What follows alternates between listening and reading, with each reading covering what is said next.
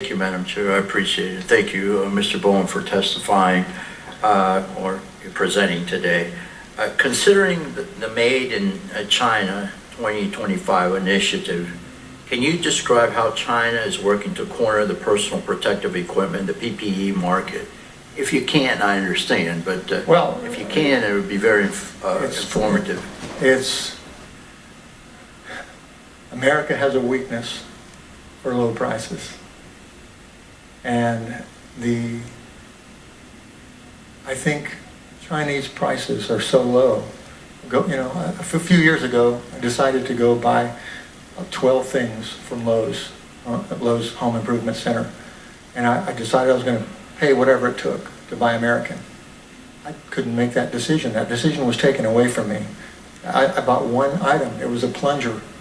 A toilet plunger was the only thing I could find that was made in America. And it's what it is. It's the people like the Lowe's and the Home Depot and the Walmarts and the medical companies that the way they want to make money is to lower their costs. The way they lower their costs is to go to China. The line is long and wide for people going to China, and that's why we're dependent on them for everything. I mean, go and look at your closet, look at your tools, look at everything. It's all from China. And the stuff that's in Mexico, let me say this, half of the U.S. mask supply is in Mexico. It's got reservations to go to China. Mexico's not cheap enough.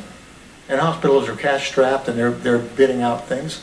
If this hadn't happened, Mexico would have lost the business and they'd have gone, China would have, in 5 years, China would have made all masks and respirators. Like they do the gowns. Thank you. Thank you, Madam Chair. Thank you, Mr. Bowen. You don't know me, but I feel like I know you because when I listen to you talk, I think about a lot of people in my district, Republicans, Democrats, Independents, who scratch their head a lot of the time and wonder why we can't get these things fixed, why we can't do simple stuff, why we can't get from point A to point B. And I would say to you that I think your composure today has been remarkable, given the fight you've been waging for 15 years. In ancient mythology, there's a character called Cassandra.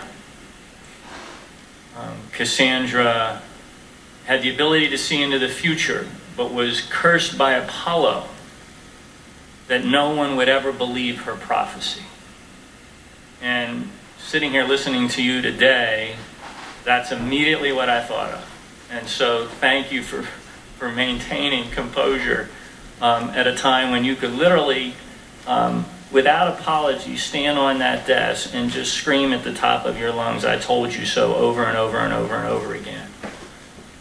This is a report from 2007. The U.S. Department of Health and Human Services, discussion with respirator protection device manufacturers on preparedness and surge capacity. First page is the bottom line. I'm just going to read some of these things. 2007. There will be a significant increase in the need for respiratory protection devices, RPD, during an influenza pandemic.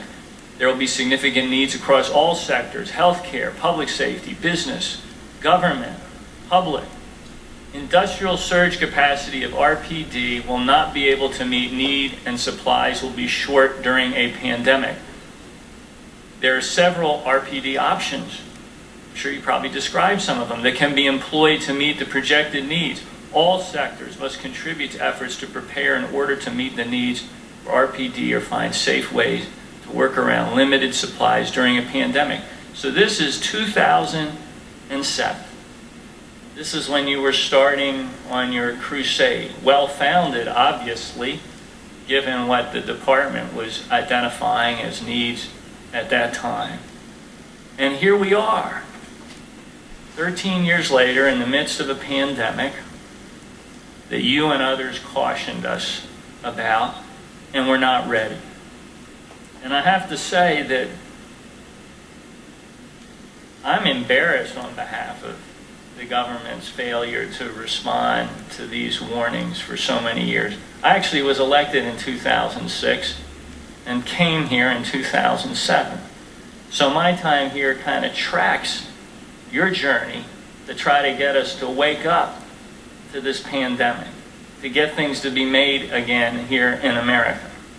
And I've been an advocate for those things, but not enough of an advocate, I confess, given what you're saying. So I apologize on behalf of the U.S. government that we have not responded better to the warnings that you've given us for so many years.